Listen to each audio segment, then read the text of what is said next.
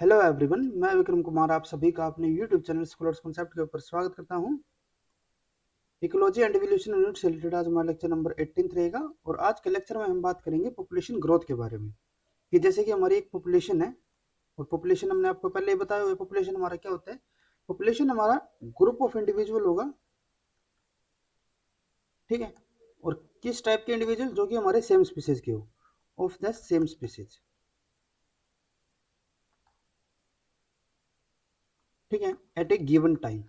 Eight a particular time, ठीक, at a given place या फिर पर्टिकुलर स्पेस और एरिया, ठीक है। तो ये हमारा क्या होता था, पॉपुलेशन होता था। अब जो ये हमारी यहाँ पे पॉपुलेशन है एक पर्टिकुलर लोकेशन के ऊपर, एक पर्टिकुलर स्पेस या फिर एरिया की जगह पे, तो वहां पे जो हमारी पॉपुलेशन है वो किस तरीके से ग्रो कर रही है, जो उसका पॉपुलेशन साइज है वो किस तरीके से यहाँ पे इंक्रीज हो रहा है, वो हमारा किसके अंदर आएगा, पॉपुलेशन ग्रोथ के अंदर। और जो पॉपुलेशन ग्रोथ भी होती है ना, वो हमारे यहाँ पे दो टाइप की रहती है। एक तो जैसे कि मैंने आपको पहले बताया था, जैसे कि हमने नेटेलिटी और मोर्टेलिटी के केस में बताया था कि एक हमारी यहाँ पे क्या होती है, आइडियल कंडीशन होती है और एक हमारी यहाँ पे होती है एग्जिस्टिंग कंडीशन। अगर हम यहाँ पे बात करें आइडियल कंडीशन के लिए, तो आइडियल कंडीशन के अंदर क्या होता है कि हमारे यहाँ पे कोई भी लिमिटिंग फैक्टर यहाँ पे काम नहीं करता। हमारे यहाँ पे कोई भी लिमिटिंग फैक्टर यहाँ पे नहीं होगा। जबकि अगर मैं यहाँ पे बात करूँ एग्जिस्टिंग कंडीशन के बारे में या फिर एक्चुअल कंडीशन, जो एक्चुअल में यहाँ पे रियल लाइफ के अंदर में देखने को मिल रही है, तो उस टाइम पे यहाँ पे क्या होता है कि हमारे यहाँ पे डिफरेंट टाइप के लिमिटिंग फैक्टर काम करेंगे, ठीक है। तो अगर मैं यहाँ पे आइडियल कंडीशन की बात करूँ, तो आइडियल कंडीशन के अंदर क्योंकि हमारे यहाँ पे कोई भी लिमिटिंग फैक्टर नहीं है, जितनी भी, अगर कोई ऑर्गेनिज्म है उसकी जितनी भी यहाँ पे रिप्रोडक्टिव एबिलिटी होगी, ठीक है, जितना भी वो यहाँ पे रिप्रोड्यूस करके यहाँ पे अपने नंबर्स को इंक्रीज कर सकता है, तो वो सब हमारे यहाँ पे क्या होंगे, इंक्रीज होते रहेंगे। जैसे कि अगर हम यहाँ पे बात करते हैं कि यहाँ पे हम एक ग्राफ बनाते हैं, तो यहाँ पे जो हमारा वाई एक्सिस है, वाई एक्सिस हमारे यहाँ पे क्या है, नंबर ऑफ इंडिविजुअल, ठीक है, और ये जो हमारे यहाँ पे एक्स एक्सिस है, इसके ऊपर हम यहाँ पे बना देते हैं टाइम। तो जो हमारे यहाँ पे अगर आइडियल कंडीशन होगी, तो उस टाइम पे क्या होगा कि जो यहाँ पे ग्रोथ हमें देखने को मिलेगी वो हमें जे शेप क्रम में यहाँ पे देखने को मिलेगी, कुछ इस टाइप से, ठीक है। ये हमारे यहाँ पे कौन से में रहेंगे, जो हमारे यहाँ पे आइडियल कंडीशन होती है। दूसरी तरफ जो हमारे यहाँ पे एग्जिस्टिंग कंडीशन होगी, इसके अंदर हमें किस तरीके से यहाँ पे ग्राफ देखने को मिलता है, जैसे कि ये हमारे यहाँ पे फिर से हम ग्राफ बढ़ा के चलते हैं और ये हमारे यहाँ पे क्या हो गया, पॉपुलेशन साइज यहाँ पे हो जाता है और एक्स एक्सिस के ऊपर यहाँ पे हो जाता है टाइम। तो इसके अंदर में क्या देखने को मिलेगा कि यहाँ पे हमारा जो कर्व होगा ना, वो हमारा कुछ एस शेप्ड का होगा, कुछ इस टाइप का। यहाँ पे क्या होता है कि इनिशियली जो हमारे यहाँ पे पॉपुलेशन थी वो यहाँ पे अडेप्ट होना स्टार्ट हुई, देन उसके बाद वो क्या होती है यहाँ पे, जैसे कि इसके अंदर यहाँ पे हमें ग्रोथ देखने को मिल रही थी ना एक्सपोनेंशियल एक बार, तो इसी तरीके से यहाँ पे भी एक बार हमें यहाँ पे ग्रोथ देखने को मिलेगी इस पेज के अंदर। लेकिन कुछ टाइम के बाद यहाँ पे क्या हो जाता है, जैसे कि हमें भी पता है कि जो पॉपुलेशन है, अब पॉपुलेशन भी यूं तो है नहीं कि वो हमारी यहाँ पे रैपिडली इंक्रीज होते रहेगा। जैसे अगर यहाँ पे आज के टाइम पे ह्यूमन केस के लिए बात करें, तो अभी तो देखो पॉपुलेशन यहाँ पे हमारी एक्सपोनेंशियली इंक्रीज हो रही है, लेकिन एक टाइम के बाद यहाँ पे क्या हो जाएगा कि पॉपुलेशन फर्दर इंक्रीज नहीं हो पाएगी। क्यों नहीं हो पाएगी, क्योंकि जो भी यहाँ पे लिमिटिंग फैक्टर है वो उसको फर्दर और ज्यादा इंक्रीज होने नहीं देंगे। यहाँ पे जो स्पेस है, अगर हम यहाँ पे ह्यूमन केस के लिए बात करें, जो स्पेस है या फिर दूसरे यहाँ पे जो रिसोर्सेज है, वो एक पर्टिकुलर लिमिट तक की ही एक थ्रेशोल्ड यहाँ पे पॉपुलेशन होगी जिसको कि वो वहाँ पे एग्जिस्ट करवा पाएंगे, ठीक है, जिनको वो वहाँ पे हेल्प कर पाएंगे। अगर उससे ऊपर अगर यहाँ पे ग्रोथ होती है, तो वहाँ पे उनकी ग्रोथ को मेंटेन करना उस पर्टिकुलर बायोटिक कंडीशन के लिए वहाँ पे पॉसिबल नहीं हो पाएगा, ठीक है। तो इसी तरीके से यहाँ पे क्या रहेगा कि एक बार तो देखो यहाँ पे पॉपुलेशन हमारी इंक्रीज होगी, लेकिन उसके बाद क्या हो जाएगा कि ये हमारे यहाँ पे फ्लैटन होना स्टार्ट हो जाएगी, ठीक है। तो इस टाइप का जो हमारे यहाँ पे कर्व रहेगा, जहाँ पे हमारे डिफरेंट टाइप के लिमिटिंग फैक्टर आएंगे, लिमिटिंग फैक्टर ने यहाँ पे क्या कर दिया, इसको यहाँ पे फ्लैट कर दिया था कर्व को, यहाँ पे हमारा कंटिन्यू इंक्रीज ही होता जा रहा है, ठीक है। तो जब यहाँ पे हमारा ये फ्लैट होता है ना, तो उस टाइप का जो हमारा कर्व रहता है वो हमारा कौन सा होता है, एस शेप्ड कर्व। और ये हमें कहाँ पे देखने को मिलेगा, जो हमारे यहाँ पे एग्जिस्टिंग कंडीशन होगी, ठीक है, यानी जो वहाँ पे हमारी एक्चुअल जो कंडीशन होती है, ठीक है। तो इस तरीके से यहाँ पे हमारी जो पॉपुलेशन है ना, पॉपुलेशन के अंदर यहाँ पे हमें दो टाइप के ग्रोथ देखने को मिल सकती है, एक हमारे यहाँ पे जे शिफ्ट हो सकती है और एक हमारे यहाँ पे एस शिफ्ट हो सकती है। अगर हम यहाँ पे पहले जे शिफ्ट की भी बात करें, तो इसके अंदर भी हमारे यहाँ पे दो टाइप होते हैं, एक हमारे यहाँ पे होता है एक्सपोनेंशियल ग्रोथ और एक हमारे यहाँ पे होता है जियोमेट्रिक ग्रोथ। और आज के लेक्चर में हम सिर्फ जियोमेट्रिक ग्रोथ के बारे में स्टडी करेंगे। जो हमारा नेक्स्ट लेक्चर होगा उसके अंदर हम जो हमारी एक्सपोनेंशियल ग्रोथ जो होती है उसके बारे में स्टडी करके चलेंगे, ठीक है। और फर्दर हम फिर आगे जो हमारा एस शेप्ड कर्व रहता है उसके बारे में हम आगे स्टडी करेंगे,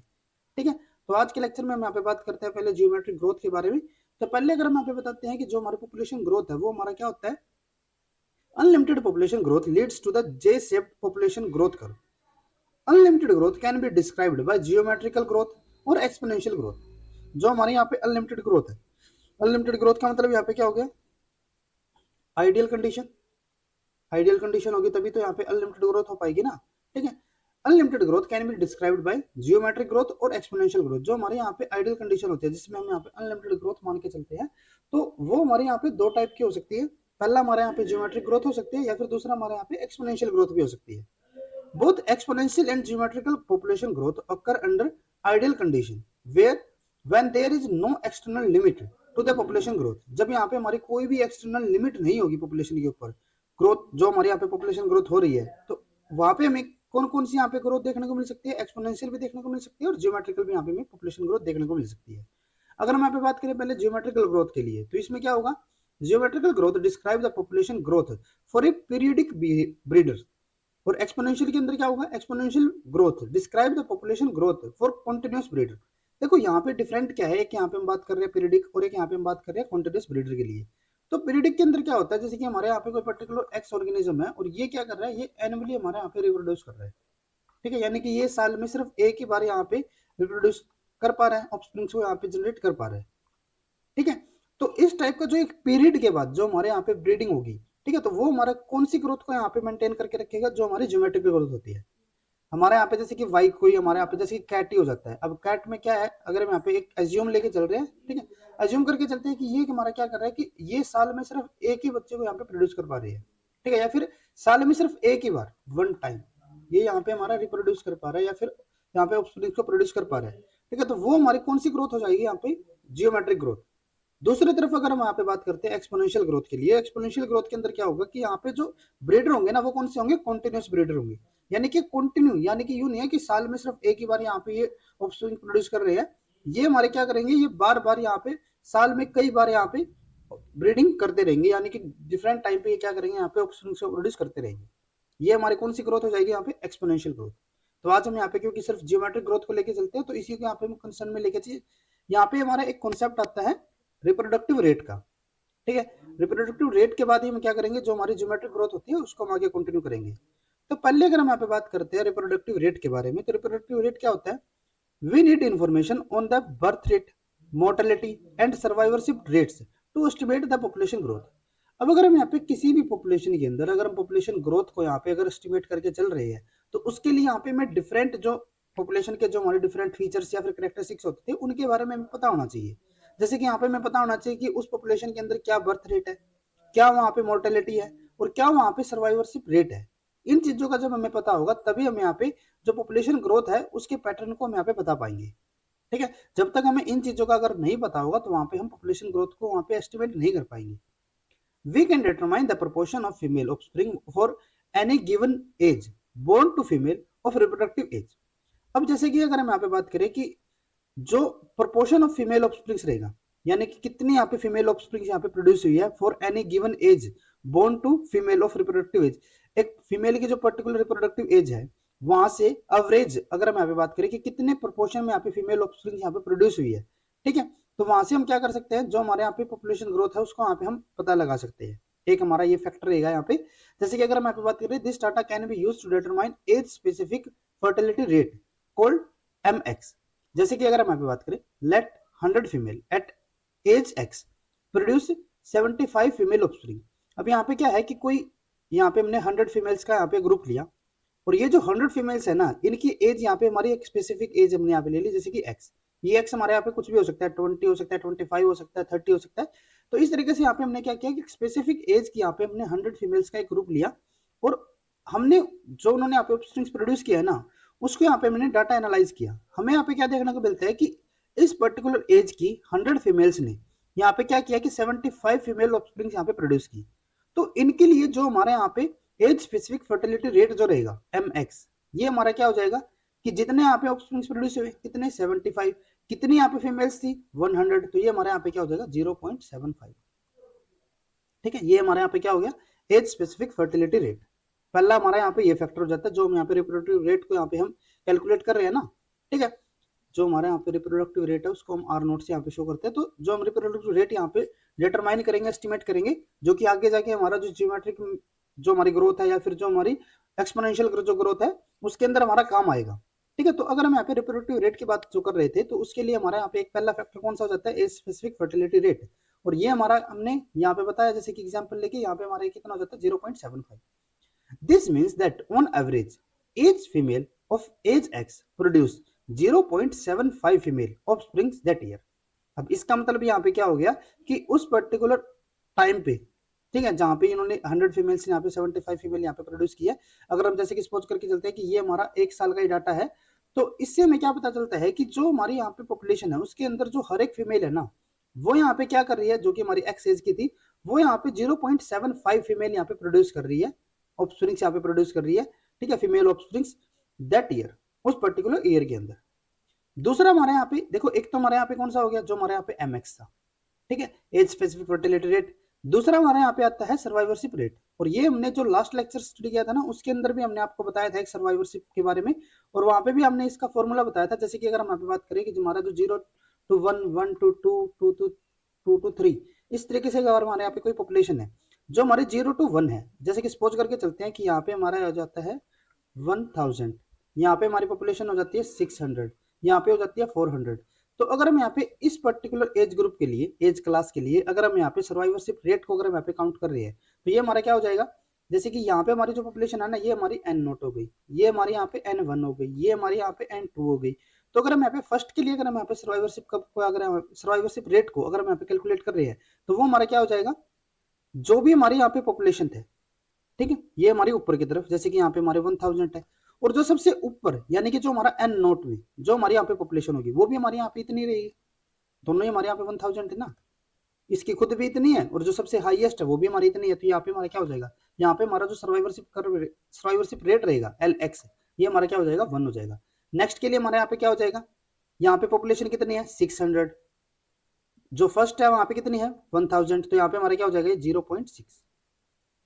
ठीक है, नेक्स्ट के लिए हमारे यहाँ पे क्या हो जाएगा 0.4। तो इस तरीके से हम यहाँ पे सर्वाइवरशिप रेट, जो कि हमने लास्ट लेक्चर के अंदर, अगर आपको यहाँ पे इसके अंदर कोई कंफ्यूजन है तो आप हमारे लास्ट लेक्चर को देख सकते हो, वहां पे हमने सर्वाइवरशिप रेट के बारे में एक्सप्लेन किया हुआ है। ठीक है, तो सर्वाइवरशिप रेट हम किस तरीके से कैलकुलेट कर सकते हैं,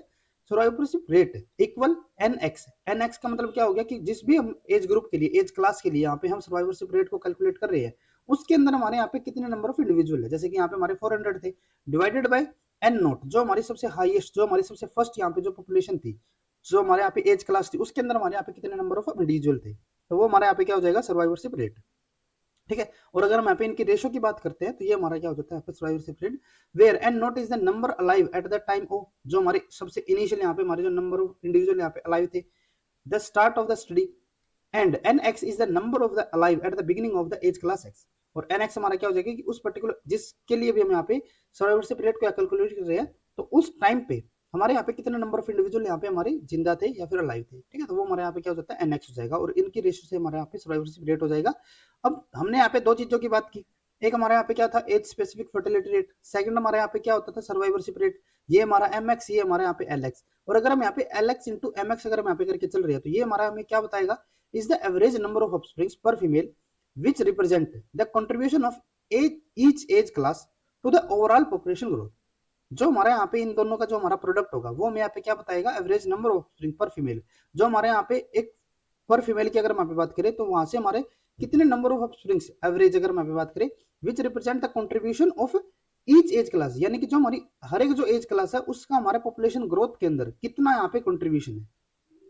Net reproductive rate define the sum of LX MX of all ages which can be calculated by the following formula। अब देखो यहाँ पे हमने क्या किया, फर्स्ट अगर हम यहाँ पे जैसे कि हमारे पास ये 3 एज ग्रुप थे, यहाँ पे हमारा कोई पर्टिकुलर MX होगा, ठीक है, यहाँ पे हमारा कोई ना कोई तो MX की वैल्यू कुछ तो यहाँ पे होगी ना, जैसे कि LX पे हमने यहाँ पे कैलकुलेट कर लिया, यहाँ पे हमारा MX सोच करके चलते हैं हमारे यहाँ पे 0 है, क्योंकि ये तो इनिशियल एज थी, यहाँ पे रिप्रोडक्टिव तो बिल्कुल भी नहीं होगा। सेकंड में हमारे यहाँ पे हो जाता है 2, यहाँ पे हमारा हो जाता है 1। तो अगर हम यहाँ पे इस हिसाब से, अगर मैं यहाँ पे फर्स्ट जो हमारे यहाँ पे एज क्लास है, इसके लिए अगर हम यहाँ पे LX इंटू MX अगर हम यहाँ पे कर रहे हैं, तो 1 इंटू 0 कितना हो जाएगा, 0 हो जाएगा, ये हमारा LX इंटू MX है, तो ये हमारे यहाँ पे कितना हो जाएगा 1.2 हो जाएगा, और यहाँ पे हमारा कितना हो जाता है 0.4 हो जाएगा। तो अगर हम इन सबका यहाँ पे सम कर देते हैं, ये तो हमारा एक पर्टिकुलर जो हमारा एज क्लास है इसके लिए हमारे यहाँ पे L X into M X ये हो गया, सेकंड के लिए ये हो गया, थर्ड के लिए ये हो गया, और अगर हम इन तीनों का यहाँ पे सम कर देते हैं तो ये हमारे कितना हो जाता है 1.6, और ये हमारे यहाँ पे क्या होगा इस पॉपुलेशन के लिए हमारे यहाँ पे नेट रिप्रोडक्टिव रेट। इसीलिए हमने आपको बताया था कि यहाँ पे हमारे दो फैक्टर काम करेंगे। अगर हम यहाँ पे रिप्रोडक्टिव रेट को अगर हम यहाँ पे कैलकुलेट कर रहे हैं, एक हमारे यहाँ पे एज स्पेसिफिक फर्टिलिटी रेट और सेकंड हमारे यहाँ पे सर्वाइवरशिप रेट, इन दोनों का जब हम यहाँ पे मल्टीपल करके इनका सम हम यहाँ पे कर रहे हैं, net reproductive rate R naught define the sum of L X into M X of all ages, हर एक एज के लिए जो हमारे यहाँ पे L X into M X रहेगा, ठीक है, उनका अगर हम यहाँ पे सम कर रहे हैं, which can be calculated by the following formula, और इस फॉर्मूला जैसे कि यहाँ पे हमारा आर नोट जो हमारे यहाँ पे होगा नेट रिप्रोडक्टिव रेट, वो हमारा क्या होगा सम ऑफ ऑल एजेस, जो हमारा ये सिंबल है ना ये हमारा सम के लिए हो जाएगा, ठीक है। सबके लिए हमारा यहाँ पे जो L X into M X आया था उनका सम हम यहाँ पे जब कर रहे हैं, एल एक्स हमारे यहाँ पे क्या था age specific survivorship, M X हमारे यहाँ पे क्या होता था एज स्पेसिफिक फर्टिलिटी, ठीक है। तो ये हमारे यहाँ पे क्या बताएगा हमें नेट रिप्रोडक्टिव रेट के लिए, जैसे कि हम यहाँ पे इस टेबल के अंदर देख सकते हैं, ये जो हमारी टेबल है ना ये हमने स्टिलिंग की जो बुक है हमारे यहाँ पे ecology global insight and investigation, वहां से हमने इसको लिया है।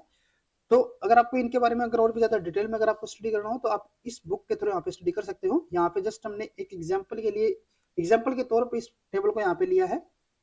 तो आप यहाँ पे देख सकते हो जो हमारी ये टेबल है, ये हमारा क्या है life table and age specific fertility rate of the beaver castor candida in the Newfoundlands Canada, this information allow us to calculate the net reproductive rate per generation, ठीक है। जैसे कि अगर हम यहाँ पे एक हमारी पॉपुलेशन है इसके लिए यहाँ पे मैं ये डाटा दिया हुआ है, और अगर यहाँ पे इसके लिए हमें नेट रिप्रोडक्टिव रेट अगर हम यहाँ पे कैलकुलेट कर रहे हैं तो वो हम किस तरीके से करेंगे, जैसे कि हमें यहाँ पे क्या क्या दिया होता है कि हमारे यहाँ पे जो 0 to 1 जो हमारी यहाँ पे एज क्लास थी उस टाइम पे हमारे यहाँ पे कितने नंबर ऑफ इंडिविजुअल हमारे यहाँ पे अलाइव थे, जैसे कि इनिशियली हमारे यहाँ पे कितने थे 3695, ठीक है। सेकंड के लिए हमारा 1 to 2 में हमारे यहाँ पे कितने गए 1700, नेक्स्ट के लिए हमारे यहाँ पे 1016, नेक्स्ट हमारे यहाँ पे 657, नेक्स्ट में हमारे यहाँ पे 371, इस तरीके से यहाँ पे मैं 14th की जो यहाँ पे उनकी एज है 14 ईयर के लिए, तो वहां तक हमें यहाँ पे डाटा गिवन है। अब नेक्स्ट हम यहाँ पे क्या करते हैं कि हमारे यहाँ पे जो फर्स्ट वाली जो यहाँ पे हमारी एज क्लास थी उसमें हमारे कितने नंबर्स की यहाँ पे हमारी डेथ हो गई थी। अब देखो यहाँ पे हमारे इतने थे, ठीक है, और सेकंड तक हमारे इतने पहुंचे, तो अगर मैं यहाँ पे इसमें से इसको माइनस कर रहे हैं 3695 माइनस 1700, तो ये हमारे यहाँ पे क्या हो जाएगा 1995, ठीक है। तो यहाँ पे हमारे इतने इंडिविजुअल की यहाँ पे डेथ हो गई होगी, तभी तो हमारे यहाँ पे सिर्फ इतने पहुंचे। सिमिलर इसमें से अगर हम यहाँ पे माइनस करेंगे तो इसके लिए हमारे यहाँ पे एक number of dying during year, यानी कि यहाँ पे मोर्टेलिटी हमारा आ जाएगा इस पर्टिकुलर एज स्पेसिफिक ग्रुप के लिए, ठीक है। इस तरीके से यहाँ पे हम इनके लिए डीएक्स को यहाँ पे हम कैलकुलेट कर सकते हैं, ये हमने लास्ट लेक्चर के अंदर आपको बताया था। नेक्स्ट हमारा क्या होता है proportion alive at the start of the age interval L X हमारा क्या होता था सर्वाइवरशिप रेट, और सर्वाइवरशिप रेट हमारा किस तरीके से हम कैलकुलेट करते थे, जो भी हमारे यहाँ पे नंबर ऑफ इंडिविजुअल थे, जैसे कि हमारे यहाँ पे ये हमारा क्या हो गया एन नोट हो गया, ये हमारे यहाँ पे हो गया N1, ये हमारे यहाँ पे हो गया N2, N3, N4, N5, N6। तो अगर हम यहाँ पे फर्स्ट के लिए अगर हम यहाँ पे कैलकुलेट कर रहे हैं जो हमारे यहाँ पे सर्वाइवरशिप रेट रहेगा, तो वो हमारा क्या होता है NX, जो हमारे यहाँ पे फॉर्मूला हमने बताया था ना, तो ये हमारा क्या होता था NX बाई N नोट। अब यहाँ पे जो NX है वो हमारा क्या होता है कि number of individual in that particular age group, तो इसके लिए भी तो हमारा ये इतना ही है, इसके लिए तो जो N नोट और जो NX है ना दोनों ही हमारे सेम है, तो अगर सेम वैल्यू होगी तो यहाँ पे हमारा क्या हो जाएगा ये 1 हो जाएगा। नेक्स्ट के लिए अगर हम यहाँ पे कैलकुलेट कर रहे हैं N1 हमारे यहाँ पे क्या, ये हमारा NX क्या हो जाएगा यहाँ पे N1 हो जाएगा, तो यहाँ पे हमारा कितना हो जाता है ये 1700 डिवाइडेड बाई 3695, तो ये हमारा कितना हो जाता है अप्रोक्स 0.460, ठीक है। नेक्स्ट के लिए अगर हम यहाँ पे कैलकुलेट करें तो ये हमारा कितना हो जाएगा 0.275, ठीक है। तो इस तरीके से यहाँ पे हम सर्वाइवरशिप रेट को कैलकुलेट कर सकते हैं। नेक्स्ट हमने यहाँ पे क्या किया एज स्पेसिफिक फर्टिलिटी, ये हम यहाँ पे ऑलरेडी गिवन होता है, अगर हम यहाँ पे जो हमारे क्वेश्चन आते हैं ना CSIR गेट के अंदर, तो उनके अंदर ये चीजें हमें दी होती है मोस्ट ऑफ द केसेस, कुछ केसेस के अंदर हमें कैलकुलेट करना पड़ सकता है, लेकिन अगर हमें ट्यूबलेट फॉर्म में अगर यहाँ पे डाटा दिया होता है तो उसके अंदर हमें एज स्पेसिफिक फर्टिलिटी रेट हमें गिवन होता है, ठीक है। ये हमारे यहाँ पे फर्टिलिटी रेट हो गया। नेक्स्ट अगर हम यहाँ पे बात करते हैं जो हमारा LX इंटू MX होगा, तो ये हमारा क्या हो जाएगा जो भी हमारे यहाँ पे वैल्यू है और जो भी हमारे यहाँ पे MX है LX इंटू MX, यानी कि इन दोनों का मल्टीपल, ये हमारा क्या हो गया 0 हो गया, इनका मल्टीपल यहाँ पे हमारा कितना होगा 0.145, इनका मल्टीपल हमारे यहाँ पे कितना हो जाता है 0.110। तो इस तरीके से यहाँ पे हम मल्टीपल करके यहाँ पे हमारा LX इंटू MX हम यहाँ पे कैलकुलेट कर सकते हैं। और हमने क्या बताया था कि जो हमारा नेट रिप्रोडक्टिव रेट होगा वो हमारा क्या होगा इन सब एज क्लासेस के लिए जो हमारे यहाँ पे LX इंटू MX आ रहा है उसका सम, तो ये हमारा कितना हो जाता है 0.938, तो ये हमारा क्या हो जाएगा यहाँ पे नेट रिप्रोडक्टिव रेट, ठीक है। अब एक हमारे यहाँ पे होता है इंटू LX इंटू MX, ठीक है। ये हमारे यहाँ पे क्या हो जाएगा कि जो भी हमारे यहाँ पे नंबर ऑफ इंडिविजुअल थे, जो हमारे यहाँ पे एज ग्रुप था, जैसे कि हमारे यहाँ पे कितना था ये हमारा 0 था, तो अगर हम यहाँ पे 0 इंटू 0 करें तो ये हमारा यहाँ पे 0,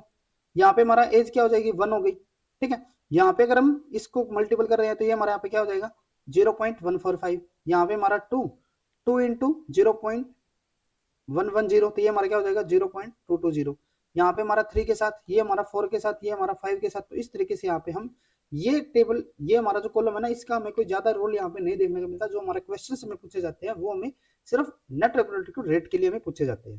ठीक है। तो इन चीजों का आपको यहाँ पे जरूर पता होना चाहिए। और अब हम यहाँ पे बात करते हैं कि जो हमने यहाँ पे नेट रिप्रेजेंटेटिव रेट की जो हमने यहाँ पे बात की है, वो किस तरीके से हमारे यहाँ पे जो ज्योमेट्रिक ग्रोथ है या फिर हमारी जो एक्सपोनेंशियल ग्रोथ है उसके अंदर हमारे किस तरीके से यहाँ पे काम आ सकता है। तो पहले अगर हम यहाँ पे बात करते हैं जियोमेट्रिक ग्रोथ के लिए, तो इसमें हमारा क्या होता है, it describe the population growth for a periodic breeders. हमने पीछे बताया था ना कि हमारे यहाँ पे जो पीरियडिक ब्रीडर रहते हैं वो हमारे यहाँ पे जियोमेट्रिक ग्रोथ को यहाँ पे शो करेंगे। For example a butterfly that breed once a year has a life span of 1 year follow a geometric growth pattern. To calculate the population size in a population following a geometric growth pattern we can use the following formula. अब यहाँ पे हमारी कोई population है और जो कि हमारी जियोमेट्रिक ग्रोथ को यहाँ पे शो कर रही है, तो उसके अंदर अगर हम यहाँ पे एक फाइनाइट टाइम के बाद, जैसे कि हमें यहाँ पे पूछ लिया जाता है कि 5 ईयर के बाद, ठीक है, यहाँ पे हमारी कितनी पॉपुलेशन साइज हो जाएगा, यानी कि इस पॉपुलेशन के अंदर हमारे यहाँ पे नंबर ऑफ इंडिविजुअल हमारे कितने हो जाएंगे। तो अगर हमें वो कैलकुलेट करना रहता है तो उसके लिए हमारे यहाँ पे एक फॉर्मूला होता है एनटी। एनटी हमारा क्या हो जाएगा, एक पर्टिकुलर टाइम के बाद हमारे यहाँ पे जो नंबर ऑफ इंडिविजुअल होंगे ये हमारा किसके इक्वल होगा, is equal to N naught. N naught हमारा क्या हो जाएगा, जो हमारे इनिशियल यहाँ पे पॉपुलेशन थी, into R naught. R naught हमारे यहाँ पे क्या था, जो हमारे यहाँ पे रिप्रोडक्टिव रेट था, ठीक है। और इसकी हमारे यहाँ पे पावर हो जाती है टी। जैसे कि अगर हम यहाँ पे गिवन होता है कि जो हमारे यहाँ पे इनिशियल पॉपुलेशन है वो हमारे यहाँ पे हो जाती है 100, ठीक है। और जो हमारे यहाँ पे नेट रिप्रोडक्टिव रेट है वो हमारे यहाँ पे हो जाता है 1.05। और यहाँ पे हमें पूछ लिया जाता है कि यहाँ पे हमारा 5 ईयर के बाद यहाँ पे हमारे जो नंबर ऑफ इंडिविजुअल होंगे या फिर जो हमारे यहाँ पे पॉपुलेशन साइज होगा वो हमारे यहाँ पे क्या होगा। तो ये हमारे यहाँ पे फॉर्मूला उसी को हम यहाँ पे पुट कर देते हैं, N T is equal to N naught R naught raise to power T. तो यहाँ पे हमारा एन नोट कितना है 100 हो गया, आर नोट हमारे यहाँ पे कितना है 1.05 हो गया। ये हमारे यहाँ पे कितने साल के बाद हमें बताना है, यहाँ पे 5 ईयर के बाद। तो ये हमारे यहाँ पे 5। तो यहाँ पे अगर हम इसको कैलकुलेट करके चलते हैं तो ये हमारा किसके इक्वल आता है, ये हमारा हो जाता है यहाँ पे 127.6 के इक्वल, ठीक है। तो ये हमारे यहाँ पे क्या हो जाएगा 5 ईयर के बाद, ठीक है, जो यहाँ पे पॉपुलेशन होगी वो हमारे यहाँ पे 127.6 हो जाएगा, ठीक है। तो इस तरीके से हम यहाँ पे जो हमारा हम बता रहे थे ना कि जो हमारे यहाँ पे नेट रिप्रोडक्टिव रेट रहता है वो हमारे यहाँ पे किस तरीके से जियोमेट्रिक ग्रोथ के अंदर हमारा हेल्प करेगा, तो वो इस तरीके से हमारा फॉर्मूले के अंदर पुट हो जाता है, ठीक है। उसके अलावा यहाँ पे क्या आता है, व्हेन नेट रिप्रोडक्टिव रेट जो हमारा आर नोट है is smaller than 1 the population eventually decline to the extinction. अब अगर यहाँ पे जो हमारा नेट रिप्रोडक्टिव रेट है ना, अगर वो उसकी वैल्यू हमारे यहाँ पे 1 से कम रहती है तो वहाँ पे क्या होगा कि जो पॉपुलेशन है ना वो हमारे यहाँ पे क्या हो जाएगी, एक्सटिंक्ट हो जाएगी। अगर जो हमारे यहाँ पे आर है वो हमारे यहाँ पे बिल्कुल आर नोट है वो हमारे यहाँ पे अगर 1 के इक्वल रहता है तो उसमें क्या होगा, the population size remain constant. और अगर हमारे यहाँ पे जो आर नोट है नेट रिप्रोडक्टिव रेट अगर हमारे यहाँ पे 1 से ज्यादा रहता है तो उस केस में क्या होगा, तो पॉपुलेशन इंक्रीज,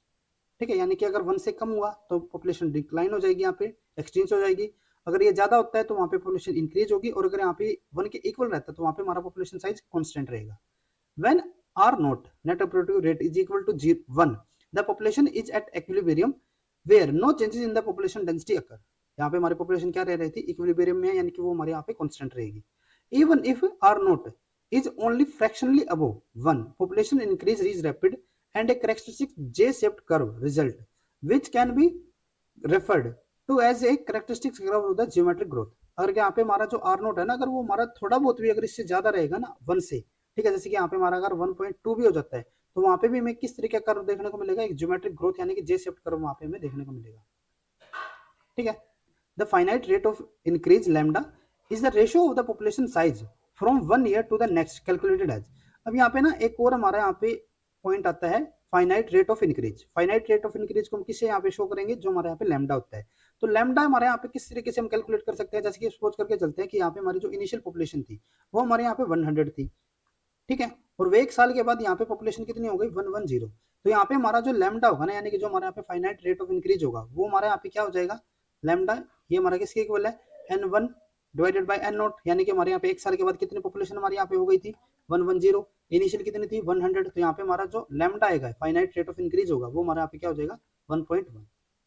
ठीक है। और जो ये हमारे यहाँ पे लैम्डा है ना finite rate of increase where n1, ये हमारा n1 यहाँ पे क्या था, जो हमारे यहाँ पे is the population in the particular generation and n not is the, ये हमारे यहाँ पे n नॉट होगा, n not is the population size in the previous generation. पहली जनरेशन में हमारे यहाँ पे कितनी पॉपुलेशन थी, नेक्स्ट में हमारे यहाँ पे कितनी पॉपुलेशन होगी, उसका जो हमारे यहाँ पे रेशो होगा वो हमारे यहाँ पे में क्या बताएगा, finite rate of increase lambda. ठीक है, the finite rate of increase is also equivalent to the reproductive rate R naught, so we can wrote N naught is equal to N naught sorry N T is equal to N naught R naught raise to power T as the N T. यहाँ पे हमारा क्या हो जाएगा, N T is equal to N naught lambda T. देखो हमने क्या बताया था पीछे आपको, यहाँ पे हमारा एक रिप्रोडक्टिव रेट आता था ना, नेट रिप्रोडक्टिव रेट, और उसको हम पूरे टेबल के थ्रू वहाँ पे हम कैलकुलेट करके चलते थे। तो वहाँ पे हमारा क्या होता था कि जो हमारा एन नोट होगा, हमारे फॉर्मूला हमने क्या बताया था, N naught R naught T के इक्वल, ये हमारा यहाँ पे फॉर्मूला आता था ज्योमेट्रिक ग्रोथ के अंदर। लेकिन यहाँ पे हमारा एक और कॉन्सेप्ट आता है फाइनाइट रेट ऑफ इंक्रीज का, जिसके अंदर हम यहाँ पे लैम्डा को कैलकुलेट करते हैं, और लैम्डा के लिए यहाँ पर ये फॉर्मूला हो जाता है। तो इस लैम्डा के थ्रू भी हम क्या कर सकते हैं, जो हमारे यहाँ पे पॉपुलेशन ग्रोथ है या फिर पॉपुलेशन साइज है, उसको यहाँ पे डिटरमाइन कर सकते हैं। जैसे कि यहाँ पे हमने लैम्डा को कैलकुलेट किया, और इस लैम्डा के थ्रू हम यहाँ पे क्या कर सकते हैं, जो हमारे यहाँ पे ये वाला फॉर्मूला है ना, इस आर नोट की जगह हम क्या कर सकते हैं, यहाँ पे लैम्डा को रख सकते हैं। यानी कि हमारे यहाँ पे N naught is equal to, ये हमारा क्या हो जाएगा, एन नोट लैम्डा, और यहाँ पे हमारा रेज टू पावर टी। ठीक है, तो ये हमारा फॉर्मूला इसके अंदर कन्वर्ट हो जाता है। तो इसीलिए कुछ जगह पे हमारा यहाँ पे जो फाइनाइट रेट ऑफ इंक्रीज है ना, वो हमारे यहाँ पे नेट रिप्रोडक्टिव रेट की जगह भी हमारे यहाँ पे यूज होता है। ठीक है, तो ये हमारे यहाँ पे हो जाता है फाइनाइट रेट ऑफ इंक्रीज। उसके अलावा यहाँ पे हमारे दो फॉर्मूले और होते हैं, एक हमारे यहाँ पे होता है cumulative finite rate of increase, और एक हमारे यहाँ पे होता है average finite rate of increase. ठीक है, तो इनको हम एक एग्जाम्पल के थ्रू यहाँ पे क्लियर करके चलते हैं। जैसे कि पहले हमने यहाँ पे क्या बताया था आपको, कि सपोज करके चलते हैं हमारे यहाँ पे जो पॉपुलेशन थी वो हमारे यहाँ पे क्या है 100, जो हमारे यहाँ पे लैम्डा है वो हमारे यहाँ पे कितना हो गया 1.05। ठीक है, तो अगर हम यहाँ पे 5 ईयर, जैसे कि हमने पीछे भी यहाँ पे एग्जांपल बताया था ना, ठीक है, तो उसी तरीके से यहाँ पे हम एग्जांपल को लेकर चलते हैं। तो अगर हम यहाँ पे सपोज करके चलते हैं कि यहाँ पे हमें 5 ईयर के बाद यहाँ पे मैं बताना होगी यहाँ पे हमारे जो पॉपुलेशन साइज है वो हमारे यहाँ पे कितना हो जाएगा। तो उसके लिए हमने आपको क्या फॉर्मूला बताया, N naught lambda raise to power T. T हमारे यहाँ पे क्या हो जाएगा 5 हो जाएगा, तो एन नॉट हमारे यहाँ पे कितना था 100, ये हमारे यहाँ पे 1.05 रेज टू पावर 5 हो जाएगा। तो यहाँ पे हमारा कितना हो जाता है 126.7 हो गया, सॉरी 127.6 हो जाएगा।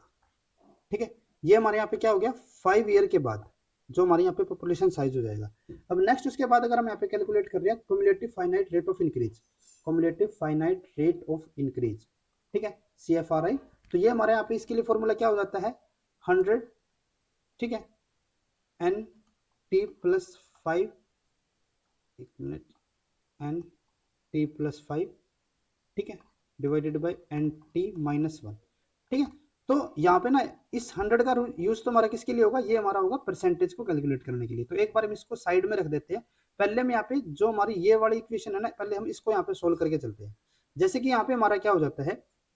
कि अगर हमें जो हमारे यहाँ पे जो फाइनाइट रेट ऑफ इंक्रीज था वो तो हमारे यहाँ पे 1.05 था, लेकिन अगर हमें 5 साल के लिए ओवरऑल हमें यहाँ पे एक cumulative rate of finite rate of increase यहाँ पे मैं बताना हो कि 5 साल के अंदर हमारा जो इंक्रीज हुआ है वो हमारा कितने परसेंट हुआ है। तो उसके लिए हमारे यहाँ पे क्या फॉर्मूला रहेगा कि हमारे यहाँ पे जो 5 ईयर के बाद जो भी हमारे यहाँ पे पॉपुलेशन हुई, 5 ईयर के बाद कितनी यहाँ पे पॉपुलेशन हो गई 127.6 हो गई। इनिशियल हमारे यहाँ पे कितनी पॉपुलेशन थी 100 थी, ठीक है, -1, तो यहाँ पे हमारा कितना हो जाता है, ये हमारे यहाँ पे 100, ये हमारे यहाँ पे 127.6 माइनस 100 हो जाएगा, और यहाँ पे हमारा ये हो जाता है 27.6 डिवाइडेड बाई 100। अब हम यहाँ पे क्या करते हैं, इस 100 को लेके आते हैं, और यहाँ पे हमारा जब 100 से मल्टीपल करेंगे तो ये हमारा कितना हो जाएगा 27.6%। तो यानी कि हमारे यहाँ पे जो पॉपुलेशन के अंदर इंक्रीज हमें जो 5 ईयर के अंदर देखने को मिला है क्यूमुलेटिव इंक्रीज, तो वो हमारे यहाँ पे कितना हो जाता है 27.6%। ठीक है, तो ये हमारे यहाँ पे क्या हो गया cumulative finite rate of increase. उसके अलावा यहाँ पे हमारा एक और फॉर्मूला किसके लिए आता है, average finite rate of increase. उसके लिए हमारे यहाँ पे फॉर्मूला क्या हो जाएगा, जो हमारे यहाँ पे average finite rate of increase होगा वो हमारे यहाँ पे क्या हो जाएगा N naught divided by N T divided by N naught raise to power N by T 1/t। तो यहाँ पे हमारा एन टी कितना था, जो भी हमने यहाँ पे 5 ईयर के बाद जो हम यहाँ पे बात कर रहे थे, ये हमारे यहाँ पे जो पॉपुलेशन साइज हो गया वो हमारे यहाँ पे कितना हो जाता है 127.6 divided by 100 raise to power 1/5। ठीक है, तो ये हमारे यहाँ पे क्या हो जाएगा 127.6 रेज टू पावर 0.20, और ये हमारे यहाँ पे हो जाता है 1.05 की इक्वल। ठीक है, और ये हमारा क्या हो जाएगा, अब देखो 1 से जितना भी ये ज्यादा होगा ना, जैसे कि हमारे यहाँ पे कितना है 0.5 यहाँ पे ज्यादा है ना, ठीक है, तो इसका मतलब क्या हो जाएगा कि यहाँ पे 0.05, ठीक है, यानी कि हमारे यहाँ पे जो पॉपुलेशन के अंदर जो हमें ग्रोथ यहाँ पे जो देखने को मिल रही है एवरेज, वो हमारे यहाँ पे कितनी हो जाएगी 5%। ठीक है, ये हमारे यहाँ पे क्या आ गया था, जो हमने यहाँ पे पीछे बात की थी ना रेट ऑफ इंक्रीज के लिए, फाइनाइट रेट ऑफ इंक्रीज, वो हमारे यहाँ पे कितना था 1.05 था। तो उसको भी यहाँ पे हम कैलकुलेट कर सकते हैं। यहाँ पे जैसे कि हमें पॉपुलेशन में बता दी जाए कि 5 ईयर के बाद हमारी पॉपुलेशन इतनी हो गई थी, इनिशियल हमारे यहाँ पे पॉपुलेशन इतनी थी। ठीक है, और ये हमारा कितने टाइम के अंदर हुआ है, 5 ईयर के अंदर हुआ है। तो वहां से भी हम जो हमारा फाइनाइट रेट ऑफ इंक्रीज है या फिर जो हमारा नेट रिप्रोडक्टिव रेट है उसको हम यहाँ पे कैलकुलेट कर सकते हैं। ठीक है, अब एक और हमारा यहाँ पे क्वेश्चन आता है कई बार, जैसे कि हमें यहाँ पे पूछ लिया जाता है कि हमारे यहाँ पे जो इनिशियल हमारी पॉपुलेशन थी वो हमारी 100 थी। ठीक है, जो हमारे यहाँ पे फाइनाइट रेट ऑफ इंक्रीज है वो हमारे यहाँ पे 1.05 हो गया। और यहाँ पे मैं पूछ लिया कि कितने टाइम के बाद जो हमारी पॉपुलेशन है वो हमारे यहाँ पे 200 पहुंच जाएगी। ठीक है, कुछ टाइम के बाद ये हमारी 200 पहुंच जाएगी, लेकिन कितने टाइम के बाद ये हमारी टी की वैल्यू यहाँ पे क्या होगी, वो हमें यहाँ पे अगर कैलकुलेट करना रहता है तो उसके लिए हमारे यहाँ पे क्या फॉर्मूला रहता है, उसके लिए हमारा होगा यहाँ पे log N T is equal to log N naught minus sorry plus आएगा टी log लैम्डा। ठीक है, यहाँ पे हमारा log एन टी हमारे यहाँ पे क्या हो जाएगा, सॉरी अगर हमें यहाँ पे टी को कैलकुलेट करना है ना तो टी हमारे यहाँ पे क्या हो जाएगा, जो हमारा ये log एन नोट है इसको हम दूसरी तरफ लेके चलते हैं तो यहाँ पे हमारा log एन टी तो पहले ही था माइनस log एन नोट हो जाएगा। ठीक है, और यहाँ पे हमारा क्या था, इसके साथ हमारे यहाँ पे log लैम्डा होता था। ठीक है, इस log लैम्डा को हम यहाँ पे दूसरी तरफ लेके चलते हैं तो ये हमारे यहाँ पे नीचे आ जाएगा इसकी तरफ,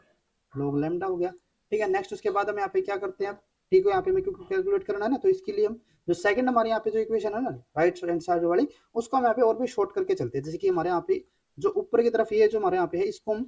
किस फॉर्म में लिख सकते हैं, क्योंकि यहाँ पे हमारा माइनस हो रहा है ना तो इसीलिए हम यहाँ पे इसको log N T divided by N naught हम यहाँ पे इसको लिख सकते हैं। यहाँ पे नीचे की तरफ हमारे यहाँ पे log लैम्डा नोट किया रहेगा। नेक्स्ट उसके बाद हमारे यहाँ पे क्या हो जाता है, ये हमारा हो जाता है यहाँ पे टी के इक्वल। और हमें यहाँ पे बताना क्या था, देखो हमें यहाँ पे बताना था कि कितने टाइम के बाद हमारे यहाँ पे जो पॉपुलेशन है वो हमारे यहाँ पे 200 पहुंच जाएगी। तो हमारी फाइनल पॉपुलेशन कितनी पहुंच जानी चाहिए, 200 पहुंचनी थी। तो यहाँ पे हमारा 200 डिवाइडेड बाय इनिशियल हमारी पॉपुलेशन कितनी दी हुई थी 100 दी हुई थी, divided by log lambda, lambda हमारे यहाँ पे कितना है 1.05। बस यहाँ पे हम इस टी की वैल्यू यहाँ पे हम कैलकुलेट कर सकते हैं। और अगर हम यहाँ पे इसको सोल्व करते हैं तो यहाँ पे हमारा log 2 डिवाइडेड बाय log 105, और अगर हम यहाँ पे इनकी वैल्यूज को पुट करके अगर हम यहाँ पे इनको डिवाइड करके चलते हैं तो यहाँ पे हमारा जो टी आएगा वो हमारा कितना आ जाता है 14.2। ठीक है, तो यानी कि 14.2 ईयर के बाद जो हमारे यहाँ पे पॉपुलेशन होगी वो हमारी कितने पहुंच जाएगी, यहाँ पे 200 पहुंच जाएगी। ठीक है, तो इस फॉर्मूले के थ्रू भी हम यहाँ पे क्या कर सकते हैं, यहाँ पे हमारा जो पॉपुलेशन ग्रोथ है उसको हम यहाँ पे डिटरमाइन कर सकते हैं या फिर उसके जो डिफरेंट यहाँ पे पैरामीटर्स है उनको हम यहाँ पे कैलकुलेट कर सकते हैं। ठीक है, तो आज के लेक्चर में बस इतना ही। अगर आपको इस टॉपिक के बारे में अगर और भी ज्यादा डिटेल में अगर आपको यहाँ पे स्टडी करना हो तो आप इस बुक के थ्रू यहाँ पे स्टडी कर सकते हो, Stilling ecology global insight and investigation के थ्रू। तो आज के लेक्चर में बस इतना ही। अगर आपको ये वीडियो हमारी यूजफुल लगी तो please like and share this video. और CSIR, नेट JRF, DBT, बेट JRF, गेट लाइफ साइंस और गेट इकोलॉजी से रिलेटेड इसी तरीके के इंपॉर्टेंट कॉन्सेप्ट्स और क्वेश्चंस करने के लिए please subscribe to our YouTube channel Scholars Concepts. Thank you.